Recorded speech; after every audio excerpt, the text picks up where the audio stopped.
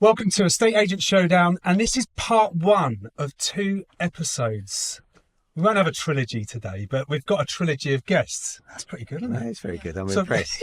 How long did it take you to come up with that one? Just spur of the moment, mate. Spur of the moment. So we've got Stephen Brown, training and consultancy for estate agents, Lucy Noonan, founder of Atomic Consultancy, and John Paul over there, all the way at the end, founder of Prospector Pro. Welcome to the show, guys. Thanks. So you're the first time I've had 3 guests, so I'm not sure how this is going to pan out, but I'm not going to comment on that. We'll give it our best shot. Stephen's asked me to ask a few questions. One was why are estate agents so shit at training? Or why are they We're just going so, straight in. Or why are they just so shit? or in why are general? they just so shit? So my humble opinion, 95% of estate agents are shit. Okay, tell us why. You can start. Why? Why is that? Where do I start? So That wasn't going to be my opening question. Oh, but I fine. thought You I'd can go on your opening question if you I want. want to stick with this. Okay, fine. So recent experiences from my girlfriend selling her property and looking to buy a property. So I shared this story last week. This was just buying a property. So she phoned up an agent. I'm looking to buy a property. I've seen your property on Zoopla. Can I come and see it? No. Okay. Why not? It's under offer. Great. Can I register? No. Why not? Just all our properties come up on Zoopla and Rightmove and have a look at that. Okay. So that's one story. We go into a estate agency office. So door's locked. Absolutely fine. No problem with the door being locked. Lady's on the telephone. She sees us. She literally spits her crisps out absolutely everywhere that she's eating. Then eventually she puts down the phone, she sees us, she gets up to come and answer the door. The phone rings again, so she gets the phone again. Then eventually comes, she opens the door and she goes, "What do you want?" There was, obviously there's a shop window there, there's properties in the window. So I said, in the window you've got some properties. Are you selling those? She goes, "Yes, we're an estate agency." I said, "Yes, that's why we're here, to buy a property." And it's like, so, and I could go on and on and on and on. We could just do a whole segment on that then. Yeah, but it wouldn't be fair to these two, would it? No, go on. But is that fair? Estate agents, 95% are shit. Who wants to go after Stephen? I mean, I don't think 95%, It's but I do 97. think the training side of things. I mean, I started in the industry over 25 years ago, but You didn't, surely. I did. It was a week after my 16th birthday, but the countrywide training that I got was incredible, and I've never really experienced or seen. You know, we had a red box. I don't know if anyone was at Country O'Connor. You had a I was red at box. Countrywide. You only were allowed They were 10. tapes, weren't they, the training? Yeah, Countrywide and tapes. you had a negotiator's personal organizer called an NPO. You had to have had a box, and you were only allowed 10 hot buyers in there. You had to book 2 valuations MAs. You had to book 2 FS. You had to book, and you had to have 3 offers. And it was really, really structured. And you had to go after your morning meeting to your branch manager and say, "This is what I've planned to do." You had protected time. You know, you were trained on how to negotiate a sale. And then when you're registering an applicant, you know, you had an applicant card, and each of those boxes were there specifically for you to then start asking opening questions to book an FS appointment or to move to transfer over to overseas homes or all of those kind of things. The foundations that I got from that training, I became a branch manager at 21, and that was because I was on the MDP program for a year. But it was intense. If you didn't hit your targets 3 months consistently, you were put on performance management. So you were really, it was really, really, you know, it was fast paced, but you had to work hard to keep at that level, and that grounding for me was really, really good.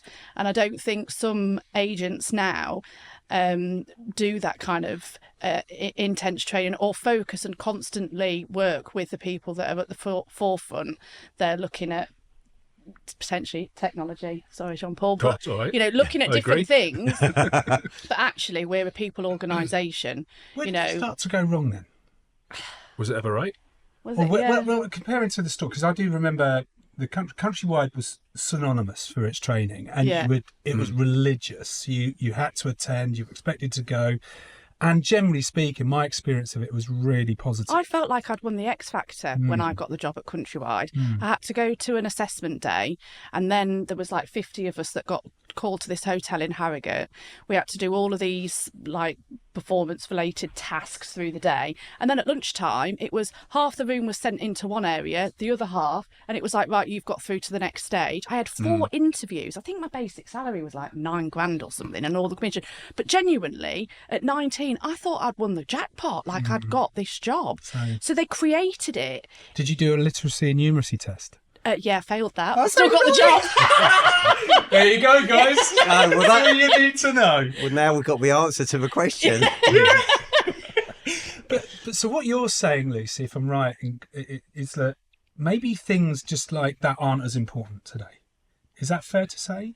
Do you think there is enough, that there are enough agents that have that desire for training, development, to help them be better at the job? So those situations that you've encountered, I don't think are in isolation by any stretch. And I mean, and I know a lot of people that rightly talk about the amount of leads that are unconverted or unspoken, and you know, it's industry wide, that challenge. I mean, it might not be 95%, but in the nicest possible experience has been for you. So is it that the companies, leaders don't see it as important anymore? What's your thoughts? I think there's about 5 or 6 reasons. I mean, I 100% agree with the guys. It's definitely training. It really is. It's attracting people to the industry. I'm not saying that everybody is, bottom of the barrel by any stretch. We've all employed and worked with some amazing colleagues. But when you're struggling to recruit people, you're not making a lot of money because they're not actually, performing.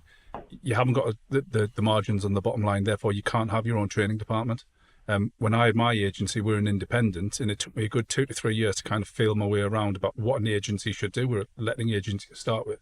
And we started acquiring just little small estate agents, and nobody had any training. Absolutely not. It literally was. You sat with old Ethel, who'd been there since she sold Moses the first hut. And then all of a sudden it was like, yeah, it was. It was really like... I didn't realise Moses was an estate agent as well. No. I've learned something new today. But then it was just, right, you're there for a couple of weeks, and then that was your training. Yeah. The corporates work, and we had a saying, be corporate but agile.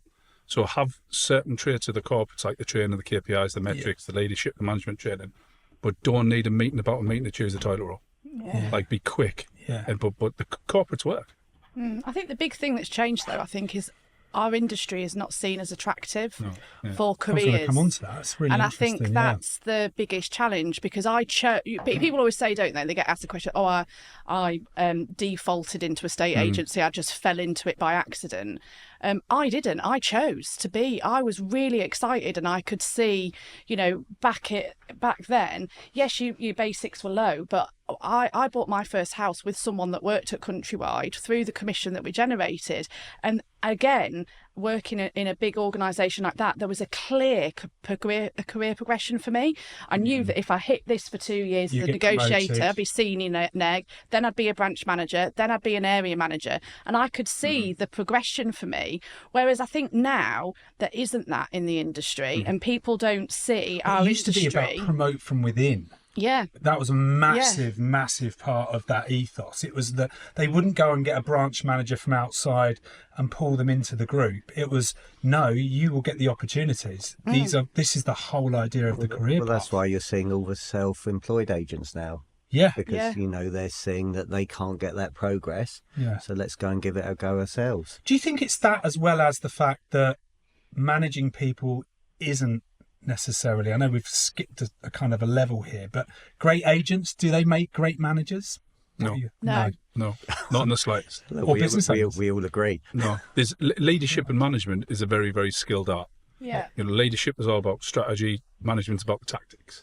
And great estate agents prefer selling houses. Like we used to say, on a Friday you're managing property, and then on a Monday you're managing people. Yeah. And is there any wonder, without a proper proactive 12-month management program, junior to senior, are we surprised that people are failing and getting disillusioned with the industry and go working in call centres? No, definitely not. I identified that really early on when I started Atomic. It's only been 4 years. I'm not a great manager, but I'm an okay leader. I know where I want to be and I know where I can get to. So I very quickly realised that I don't enjoy managing people. I like brokering deals. How did you get that realisation? What was it? What was the moment? Because I think there were a lot of agents are probably at so especially as the self-employed guys have become more successful, there's a big difference. I think I got frustrated with having to be delayed by what I wanted to do. I'm very focused on what I want to do, and I've got a certain way of how I want to do things, and that's not necessarily the wrong way or the right way. There's different ways to get to from A to B, but I knew that there was someone in my team that was brilliant at managing, and can foster that culture. And even through coaching, people say, because I used to walk in on a morning, I'd be like, "Morning, everyone, have a good weekend." Yeah, great, that's it. Whereas my coach was like, "Noonan, you need to ask, what did they do? I don't care. Just get on, let's get done the work." So this is why I'm not a very good manager. So now I have to really dig deep and go, right, I really do you need to ask. Because you're a D, aren't you? D profile, I'm just right, let's go. Yeah. I ain't got time for chats. It's really interesting. But it is important, because otherwise I'm not fostering a culture where we're open and having that teamwork, because they don't see sometimes my vision and my strategy, and actually that's why I need managers to support my strategy and be that more. So, but you have to then invest, right? Yeah. And that's where a lot of people become, I think you were talking about salaries earlier and that kind of thing, John Paul. In structure, building a business, you've got to have structure. Absolutely. Not just the structure with processes and systems, but almost like a hierarchy. I hate to call it that, but like the business, right, whatever you want to call it, organogram or whatever. Roles and responsibilities. You've got roles and responsibilities. Otherwise, it's chaos. Yeah, but when people call themselves a CEO of an independent agent and they've got 4 staff, come on. That's a clip. But it's so true. People are just kidding themselves, right? Yeah. I hate being called a CEO. What do you call yourself? I call myself a founder. I'm the same. And the people in my team, they always take the mick out of me now. And so someone he calls me Gaffer. He goes, "All right, Gaffer," and he winds me up over it. It's like, "Morning, Gaffer." But it's a thing now, because I find it really. It's like we're a team. Whilst I know that there's these roles and responsibilities that you've got to have, I don't see myself better than anybody else, because I can't do my job if they don't do it all. You're just different. But you're not better, you're just different. But calling, it's like we see businesses and they're calling themselves, CEOs and things. There's and 3 of them. You're a business owner, and I get that, and that it's important. But to me, a CEO is like Gareth Samples at TPFG. That's a CEO, of a multi-million-pound business. 100%. That's a CEO. Yeah.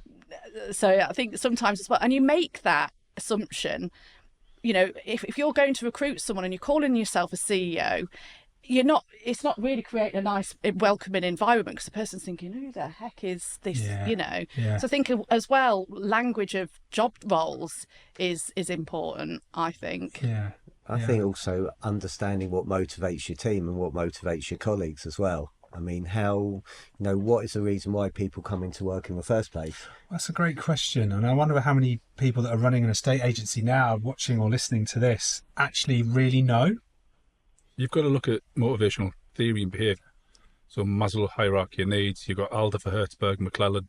They all talk about certain things: achievement, attainment, ambition. Maslow was self-actualization. Effectively, as cheesy as it sounds, being the best version of you. Nobody goes into work for chaos. Nobody goes into work to have their ass kicked and handed to them. Everybody goes in to be better today than what they were yesterday. Part of that comes down to processes, procedures, training and development. It's all that structure that allows somebody to get better. If you go in and you're just getting your ass handed to you, you're going to be very disillusioned very quickly. I agree. And what made you come up with that? What made you identify that, Steve? Because I learned years ago when I was at Green & Co. that what I thought motivated people and what actually they were motivated by were 2 very different things. So I thought at times maybe, most people, you think most people are motivated by money. You put a bonus out there, hit this target by then, I'll pay you this. But actually, one of the things was they were more motivated to go out, get pissed, and the night out in London, and have a nightclub, nice steak, get legless, and it's like, wow. And I've never seen people work so hard 1 month to get pissed, to have a night out. It's unbelievable. But that was their motivation. But as leaders, managed business owners, how good are we sitting down and asking that question and understanding, why do people come to work? It may be that they want, to go early to pick their kids up, or they want to be there on their birthdays and stuff like that. But, Why do you think it's not something people in leadership positions focus on? Don't know. I think in our industry at the minute, being a business owner is really tough. It is 100%. And I think sometimes looking after and training and looking at your team and asking those questions, every single day they're met with a new challenge. And that's either a legislation change, tax change, you've got a lease renewal, you've got a supplier contract, there's a complaint that's come in, So it is very difficult for business owners of a certain level that have got 1 to 2 branches to start working on the business than in it.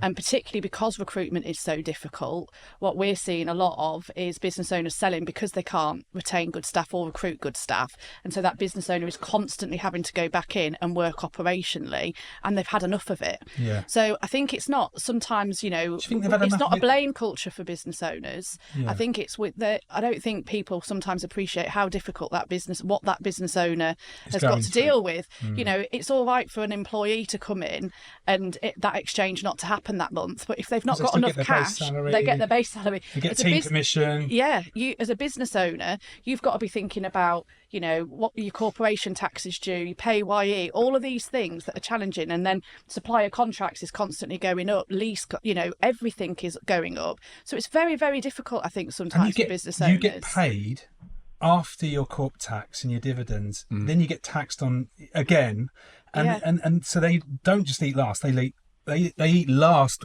behind the government, behind HMRC. Yeah. So everything like this becomes less. Would you say it becomes less enjoyable for business owners today? Less attractive to own a Less business. to own Is this why the big rush to go self-employed is?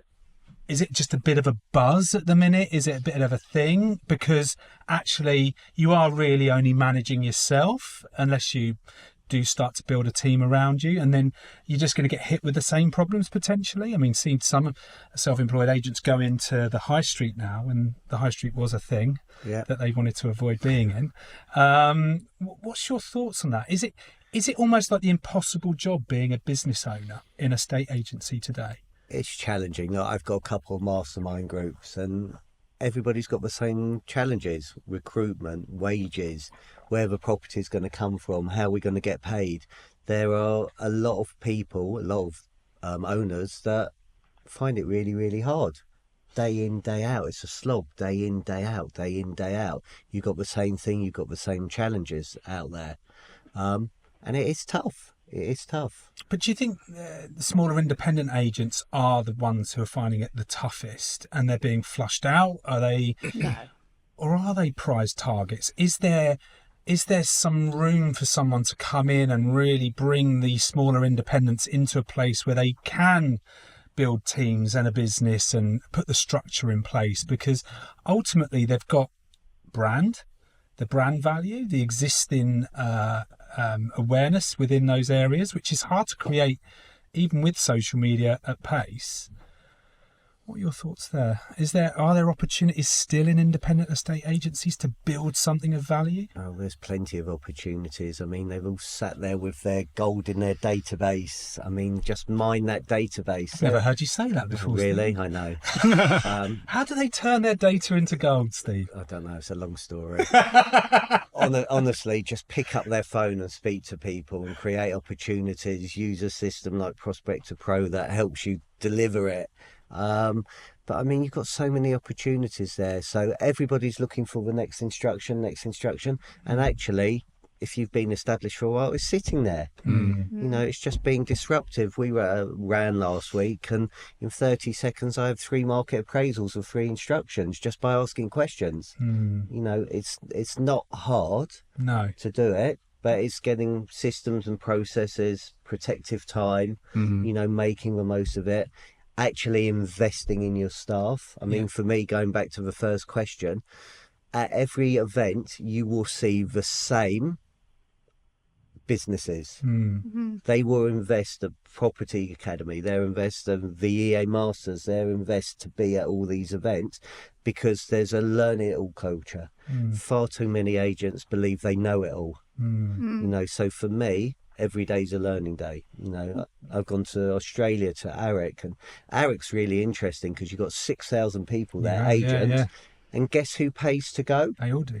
they pay to invest in their own training. You know, how many agents in the UK can honestly say, hand on heart, that we invest in our own training? Well, I was talking about Simon Gates when he was working in a company before. Simon Gates is unreal. You know, he came to me paid out of his own pockets after he'd paid tax. You know, a fairly chunky fee for someone to invest in as an employee somewhere, because he wanted to come and learn. And you know, when he did that, I just wanted to hire him. You know, because he's the kind of person you want around you in your team. But I would say that's where the 95% kicks in again. I would say 95% of the people working in this industry do not invest in themselves. No. Would you agree with that? 100%. And look how much free stuff there is out there now. There's loads of free stuff. I mean, podcasts. I don't know, what's this podcast called?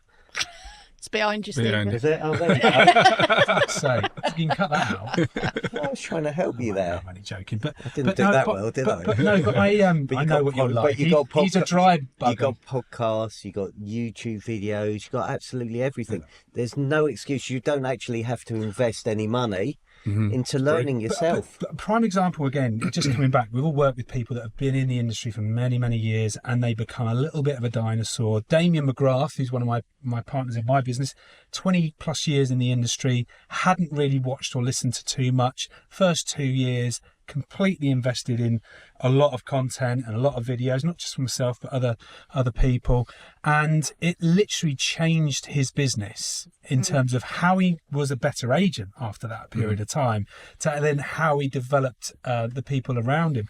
And it's something that I recommend to everybody that's watching this, is how much the people who are watching this probably aren't the ones to speak to potentially, but how do we get the please like it, share it to all your friends who get no access to this as well. There you go. There's lots of free. There's over 230 videos. What's it called? Dave's Showdown. Dave's Showdown. But how do you get this 95% to engage, to look beyond the fact that they think they're better than maybe what they are? Well, I think it's a highly competitive industry that we're in. So I think sometimes social media particularly, you're having to say that, you know, the self-employed model is the best model and the corporate model and the franchise model is the best model all the time. But I think it depends on, you know, whatever model or wherever you fit and you sit, there's definitely opportunities that you can engage with people. There's, you know, mentoring and all sorts of different things, but I think it's down to the responsibility of the individual, not potentially just the company. If you want to learn and you want to progress and you want to set up on your own, or you want to do, you know, whatever, it's down to you and you alone to make that happen. And it is scary, you know, going on your own or doing something or changing jobs or moving from one organisation to another. But you've got one shot in life, and you've got to. And what's the worst that can happen? You know, that's what I was told when I first launched, was what's the worst that can happen? I was like, well, my ego will be knocked and everyone knows that I've failed, but I'll just have to go and get another job. And I was like, do you know what? That's actually right. Like, just give it your best shot and see how it goes. And I think that sometimes that fear stops people. But I think in the UK we've got a horrible the wrong way to look at business failure. It's almost that people are cheering you to fail. Yeah. It does feel like that. In the States, it's completely different. In other countries, it's completely different. Probably, I've never been to Australia, but it probably is over there where people go on, Lucy, you can do it. Come on, Matt. How are you, Stephen? Yeah. But over here, you can just.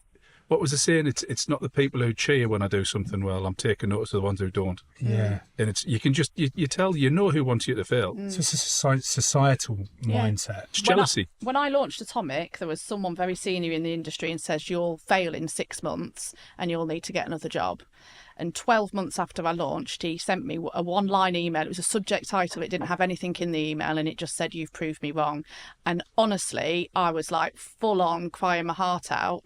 But actually, I don't think he realised that actually that negativity drove me to prove him fucking wrong as well. So actually, sometimes that negativity you should take and actually make that your driver. Yeah. And he didn't realise, he didn't have to take the time to do that. But actually, I had proved him wrong, and it was there was a post on LinkedIn yesterday about someone that is has got a young business at the moment, but he's now been offered a 6-figure salary, more stability. And I commented on it and said it's not all about money. It's about, you know, you having the success, you creating something that you're proud of. Yes, financially it has to work, but I think sometimes as well we do look at something that you go, you know, 18 months down the line, if it's not working, well, you need to stick with it. You know, it's having a business and growing isn't going to be an overnight, you know, success. Do you think people do play the short game though? Is that the biggest problem? Yeah. Well, what's the saying? You overestimate what you can build in a year, but you underestimate what you can build in 5 years. Yeah. So you've got to be in it for the long haul. And I mean, to superpower consistency, it's not really, but it's just turn up, be the hardest work in the room. And I do mean that. Everyone talks about, oh yeah, work smart. No, you have to bloody pull your trousers up and you've got to graft. And that's the other thing with recruitment is the younger generation, particularly since COVID, a lot of them since when I've been recruited, and I don't know if you've, but they all want to work a hybrid work style. They all want to work part-time from home and they want to do everything. And for me, I can't get my head around it, because when I was in agency, I wanted the area managers, I wanted to be the last one in the office because I wanted them to see me there, because I wanted to be the hardest worker, so that then when I went for the promotion or I wanted to go for something, but for some reason there's a culture now that's developed that, and it's a way in which us as an industry have to adapt and work with those that age is really important. But actually that younger generation we need to work with. But I personally struggle with the fact that, you know, why do these people want to work, you know, part-time in effect? It's difficult. But why is that? Go on, let me disagree. Come on. Let's have Hey, a first one. So I think I was there. Okay. So I worked my bollocks off. I worked really, really hard. First office to turn over £1 million. But what were the sacrifices I made? Didn't spend enough time with Sam. Didn't see the kids growing up. Missed all their sports, their concerts or whatever. And now with everything I've been through, if I could, you know, look back and turn the clock, you know, I would want to do that. So if somebody comes to me, you know, what would I do? Say, you know, make sure you're there for your kids' events. Make that you're there for the big life events that you need to be in. Because I think that's really, really important.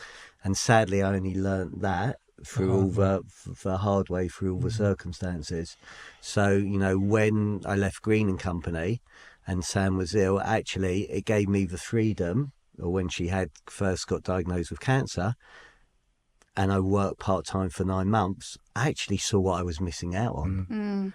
I saw that, hold on a second, I missed my kids' events. So I'd done that. People just don't know. Because we're good. It's probably our generation a little bit, though, I would say, because we were growing up in you need to show your attitude, display the work ethic to then get the opportunities that are going to be coming to Definitely. you. Look, I would get in at 7, I would leave at 7, 8 o'clock, I would get home and I would carry on working.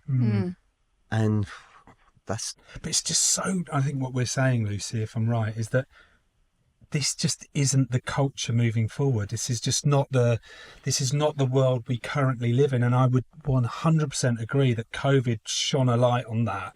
I mean, people were being paid not to do anything, right? They were being paid to sit at home and they got comfortable with it.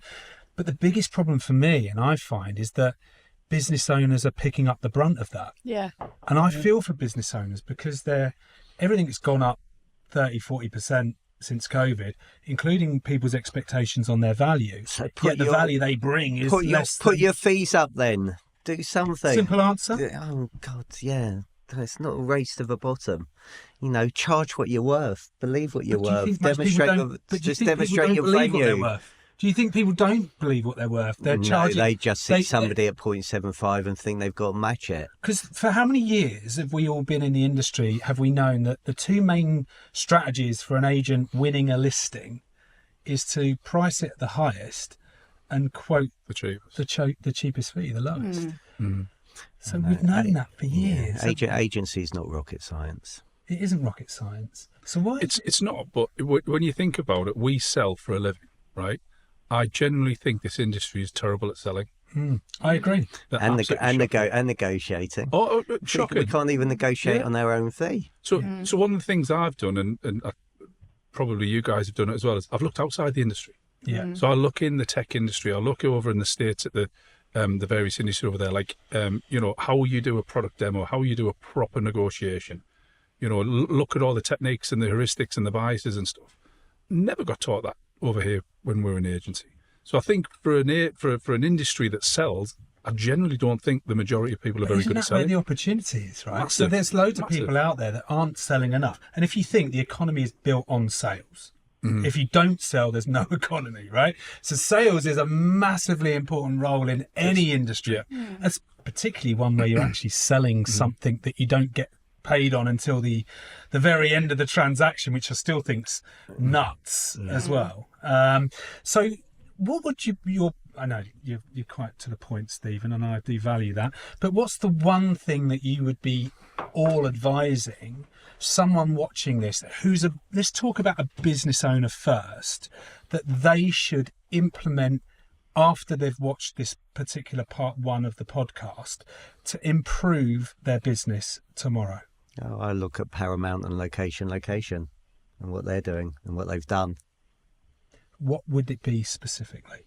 What would you say? What's the first thing that someone should do if they were to stop watching, write this down? What can be implemented immediately for someone to improve their business as a business owner? Well, as a business owner, just very simply use your database and go through it. Make it easy. But from location and Paramount, it's all about getting the culture right. Get the right people in the right seats of the bus. Mr. Collins' book, Good to Great. Yeah. Read that book. Great book. That will really help you. Getting the right people in the right seats on the bus will make a massive, massive difference. And if they're not right, okay, what's your famous saying about arseholes? I'd rather have a hole in the business than an arsehole. Yeah. I'd rather have a hole than an arsehole. Hire slow, fire fast. Yeah, I love that one. I've stolen that one off of John Paul. And Heather Staff said, didn't she, you don't want to be a poo in the pool. I like that. Yeah. Heather Staff. Yeah. That's what you're known for, just by the way. It's a lot about bums and poos, this one. We think that a lot, like you don't want to be a poo in the pool. No, but there are a lot of poos in the pool. Yeah. If a estate agency was a pool, how many poos would actually be in there? Well, don't ask me that question. But I think for a business owner, floaters. 95. It's taking a horrible turn. Going This. down. Oh God. Hey, we took a new low. That's all right. Yeah. But anyway, but on the point of giving, because I think for a business owner out there today, I think people. I feel like 95%, let's just stick with that, are fucking struggling big time to know what to do next, and what's right to do next. Your advice there, Stephen, in summary, culture, what does it say? Eat strategy for breakfast. Is that right? Yeah. Is that a quote that I've heard somewhere along the lines? But the other thing is you've already got sales and listings in your pipeline, in your database. You just don't speak to people. Yeah. And I believe conversations that convert is the easiest, shortest term win that you can make. So take that on board. Lucy, what would you say to someone that's listening? I think as you a have to owner? give autonomy in your team. It's not about you. Yeah, and I think as business owners, that is a really difficult shift to make. And you've made that shift. It's been really hard. I found it really difficult to let go of certain elements, but I've taken the time and invested, and it's taken a good few tries to get the right team. But now it was like, even yesterday, we have 2 meetings a week where we go through everything together as a team and we run through. And I was like, I'll pick up the phone and I'll speak to them. And they're like, no, Lucy, it's my job. I was like, okay, fine. And it is hard as a business owner to not then go, well, I can, if I just ring, but actually then for a start, I'm going against and taking the autonomy away from my team member, and also then they're not going to learn. And also, I'm here today. So if I'd have got involved yesterday, that person probably would have rang and I wouldn't have been able to deal with it. I would have then got anxious and stressed out about the fact that I've got that. So letting go to allow yourself for your business to grow is important, but you have to pay people right. You know, I think that is something, and it is a risk, but as long as you empower your team and you work and you're transparent with them for success. But I see too many business owners being far too involved in the business operationally day to day, they've got some great people in the business, but they're not giving them the opportunity to go for it. And so then you're not going to be able to. And it doesn't grow. really align with what they're trying to achieve by having the business in the first place. No. So actually, it's like self-harm. Sorry, I shouldn't have mentioned it, but in No, a weird kind of way. It is like that. What about yourself, John Paul? What would you say? If picking up on both what the guys have said, and I totally agree. And by the way, I think people don't leave bad companies; they leave bad bosses. So if you're not given the autonomy, like Lucy says, then they will go find it elsewhere. But if you take a little bit what Lucy said and a little bit what Stephen said, be a leader. Be a leader your company deserves, which is all about the culture, all about autonomy. A lot of people think they've got a right to lead a business because they own a business. Not all business owners are leaders, but become a leader. Understand what it is to let go. Understand what it is to drive that culture forward. If you're the person that's damaging the business because you say, "Oh, give that here, I'll do that," what's that message saying to other people? Also, if you've got a toxic member of staff, and we all have them, or we all have had them, and you don't get rid of them, you're thinking, "Oh, because that's a gap in the business, that's a hole in the business." That's saying to everybody else, John's weak, John's not a good leader. Yeah. So get rid of them. It sets a precedent. It says, don't F about. You know, we've got a good business, we're all here for a laugh, but we've got to get the job done. And more often than not, it's someone who's fairly good at their job as well, sometimes, that can be the one that holds the team back. Then it's it's an attitude issue, not a performance issue. Yeah, absolutely.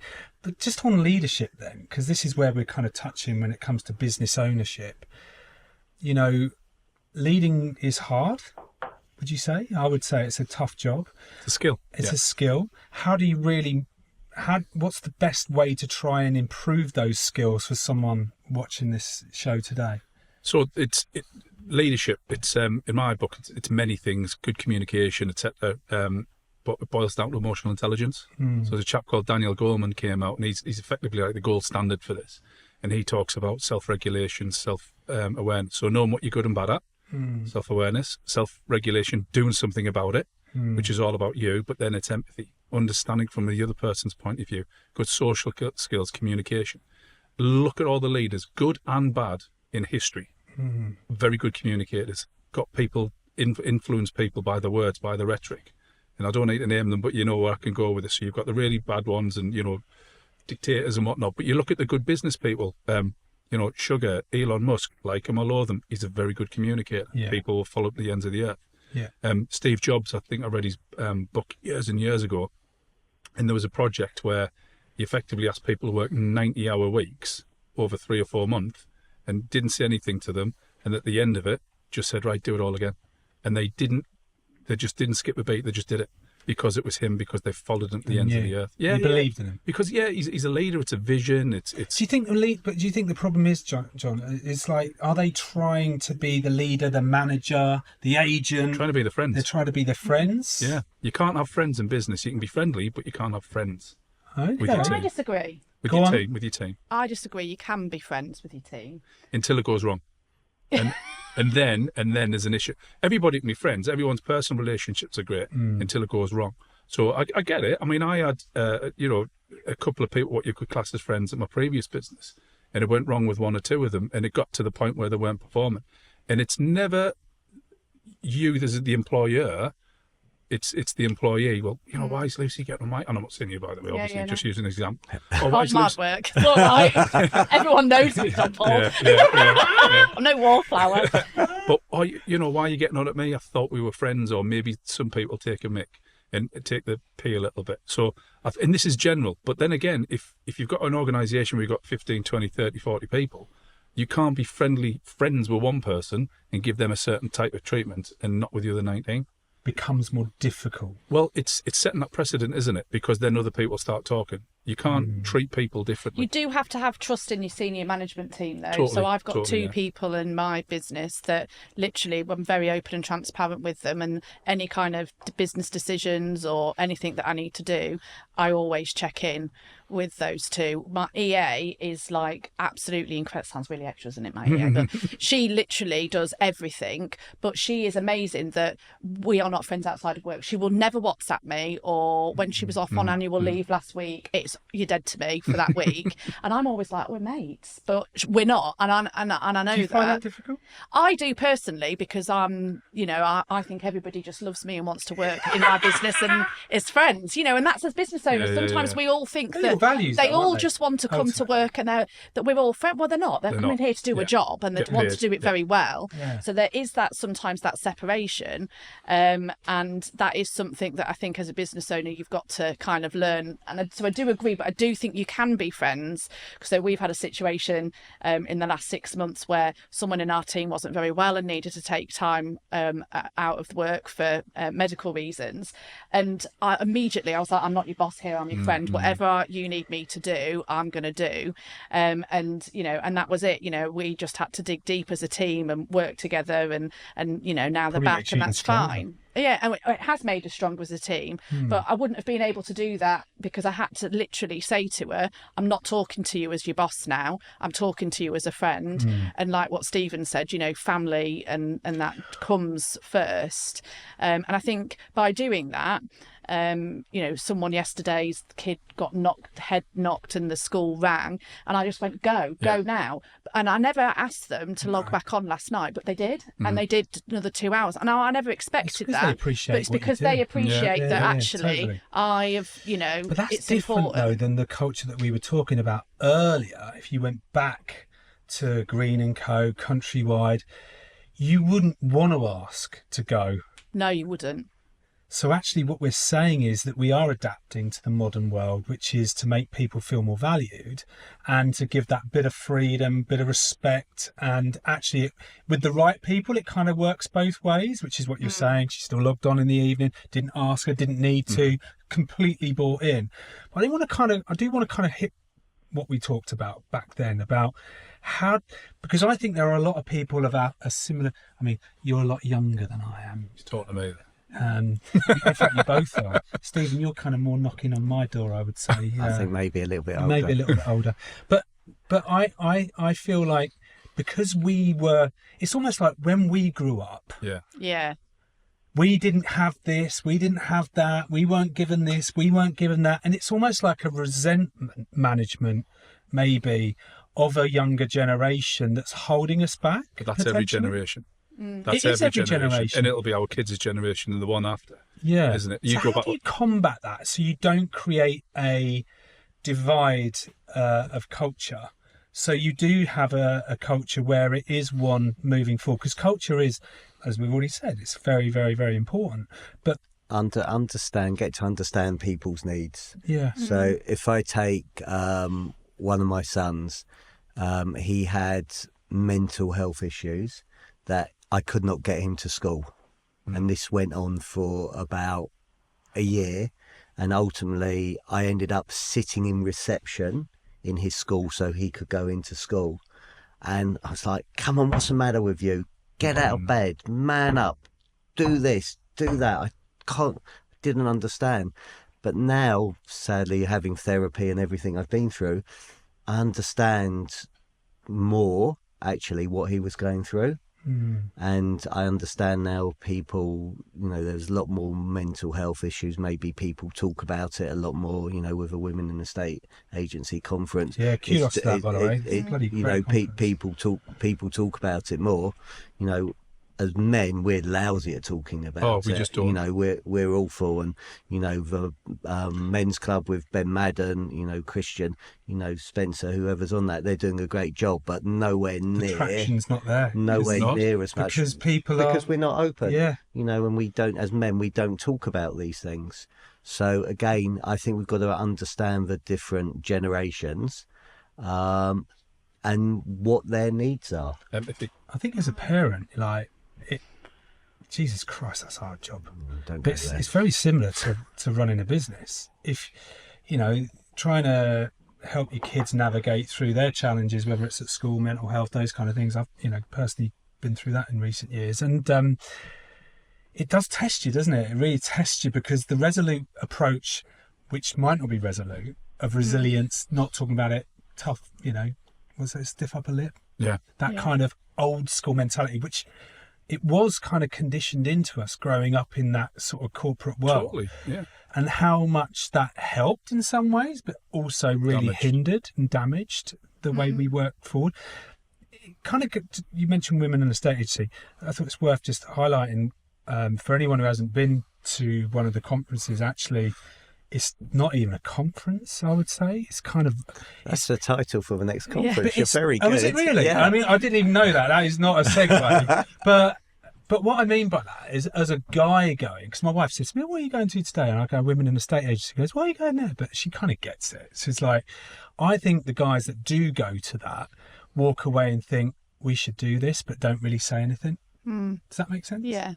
I think that's a real shame, because actually, having had therapy myself on a number of occasions over the years, or certainly I've invested in coaching, and because your brain is your most powerful weapon, but it's also your most destructive ally as well.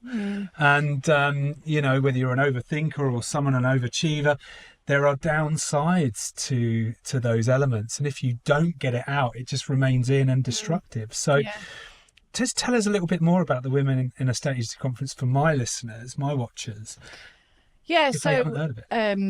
It's kind of a movement. So it started off as a Facebook group through COVID, and I think there's now over 4,500 members on there. You have to be a woman to be in the Facebook group, but outside of the Facebook group, Can we pretend?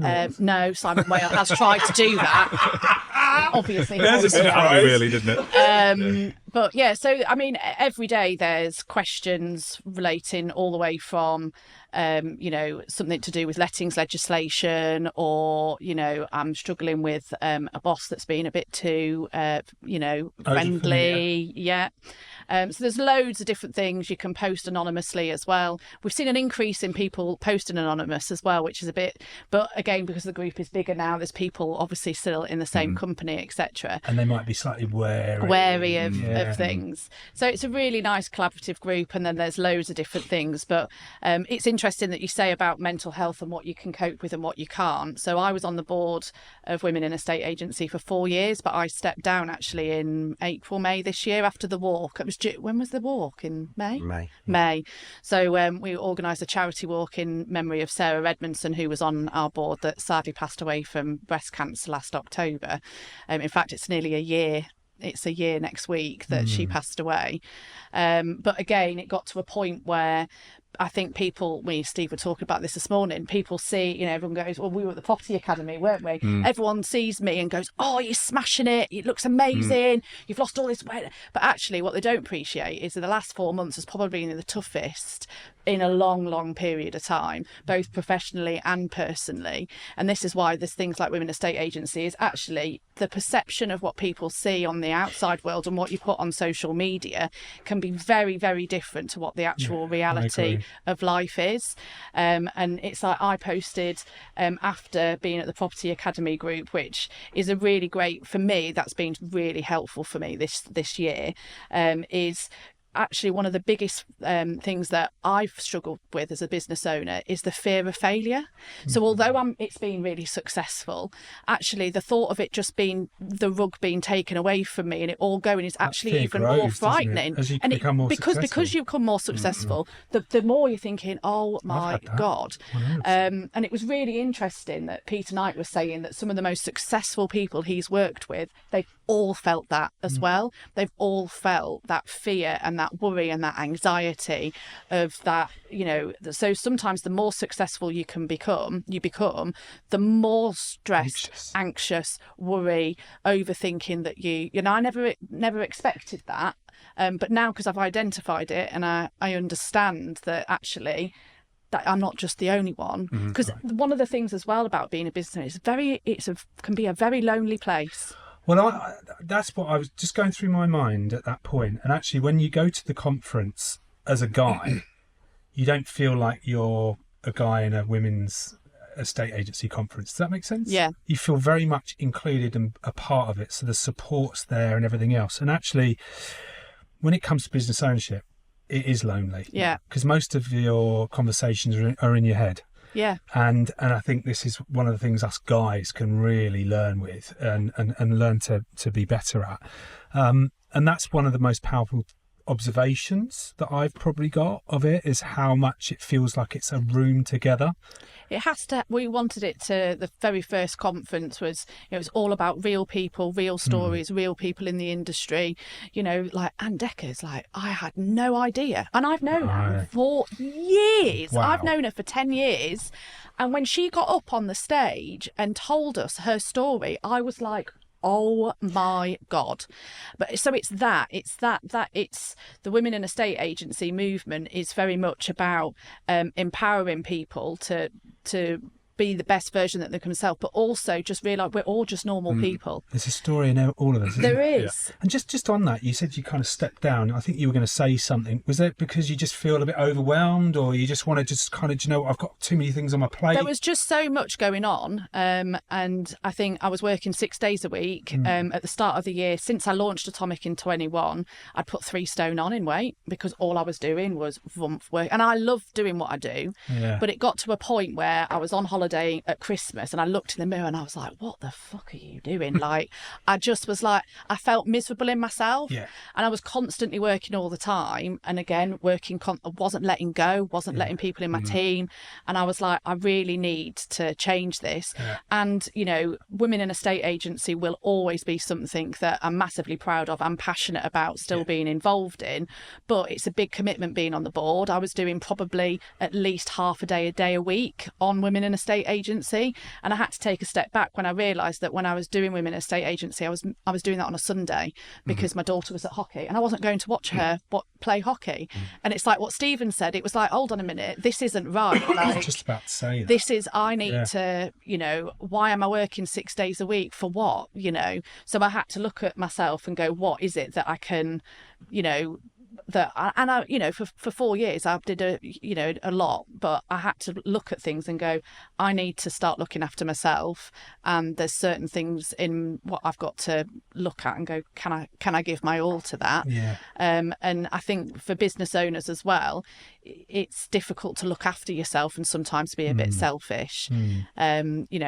Clients will say, oh, can you have this call at 7:30 on an evening? Now, a year ago, I'd be like, yeah, no problem. 7:30, I will. Craig, my husband, he'll do bath routine or take the kids out for a walk. And now I'm having to be really strong and go, no. The last call is 5 o'clock.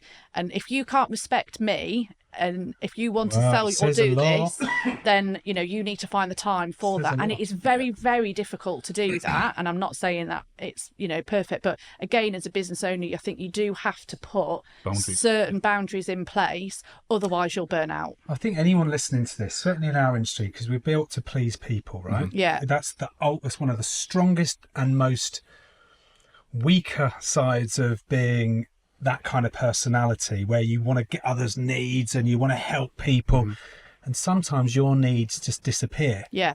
And actually, that reset that you've had, how much has it sort of helped you in the last few months, kind of going, do you know what, I need to put me first, I need to have boundaries, it's only going to help me in everything that I do? Well, I wouldn't say at the moment it's a work in progress. Yeah. It's hard to, it's like I even put it on the spot. I could not be asked to go for a run this morning. I was really like, I've got so much going on this week. And I was like, and I was lying in bed and I was like, I don't want to do this. But I got up and I did go and do it and I felt better for it. But you know what? Did I do it on Sunday? No, and I was supposed to. So, you've got to choose what will help you. What works for you. What works for you. Yeah. And that's it. And at the end of the day, you will get what you need from it. But I think it's a lot easier to build from a better place. Yeah. If that makes sense. Yeah. As opposed to, I need to do what everybody else is doing. No, you fucking do what you need to do to make you feel better. It doesn't matter. And I think sometimes saying that you're struggling and saying that you need support, I saw as a failure. In me, I thought I've failed if I'm saying what we grew up with. that's what I think maybe was the culture. But actually, you know, everybody struggles at different points in their career or in their personal life or in professional life. It's okay to go, do you know what? Like, I need to take a step back, or I need to do this, or I need to work on myself a little bit more. But you do need to put boundaries in place, particularly when you're in growth mode of a business.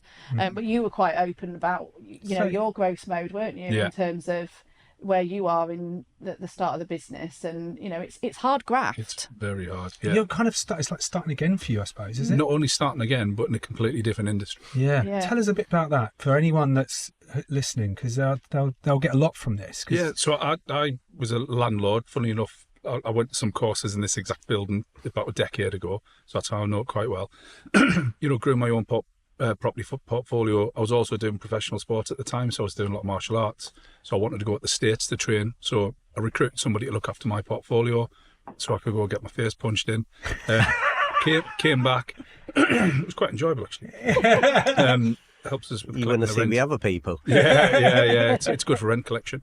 And then all of a sudden it was about 2008 where there was a lot of housing benefit and the whole system changed, and the council were just chucking landlords our way. So we grew in the first 18 months about 200 properties under full management. And then we acquired one and then screwed it up. And then bought another one, screwed it up, but still less, and just kept going and going and going. And then in the end, sold 11 branches, about 50 odd people. Brilliant. But I've always had this idea. I've been huge on training and development. You know, we had Investors in People Gold accreditation. We're the first one in the UK to get it. We won best training development at Peter Knight's when it was a Sunday Times. That's how long ago it was. We were even at one point a chartered management institute. So we had vocational qualifications for our managers because I wanted them to be really good managers and leaders. But the one thing we weren't very good at, or we didn't have access to, was the telephone calls. Yeah, we recorded calls. Sure, we had the right move calls. But if you're making 10, 15, 20,000 calls a month, how do you find, I want that call that we've had complaint of Lucy, and apparently we've said X, Y, Z. You couldn't find it. So I kind of started with the end in mind, come up with a problem and then build the tech. So sold that to concentrate on build Prospector Pro. And it's been a journey. And I hear that using that word, but it's dealing with developers. There's no management book I've read literally. It's like speaking a different language. Not only a different. Well, funny enough, we were saying this. They say, "Oh, we'll surface it." What does surface mean? Send it. Well, I can see it sent. It's got less letters in. God.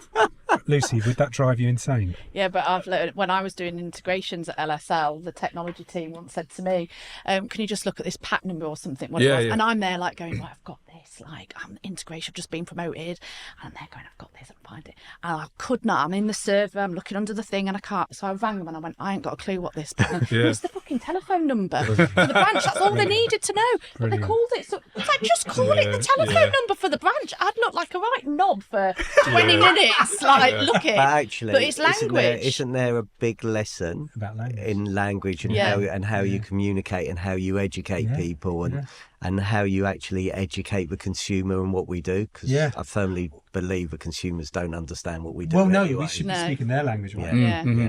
But what we're going to do, we're going to take a very short break. We're going to go into part 2, and it's going to dive into this business journey of yours, the AI side of things, the human behaviours, and all of those juicy subjects. So you're going to catch us in part 2 of Estate Agent Showdown with Stephen, Lucy and John Paul. Thank you so far.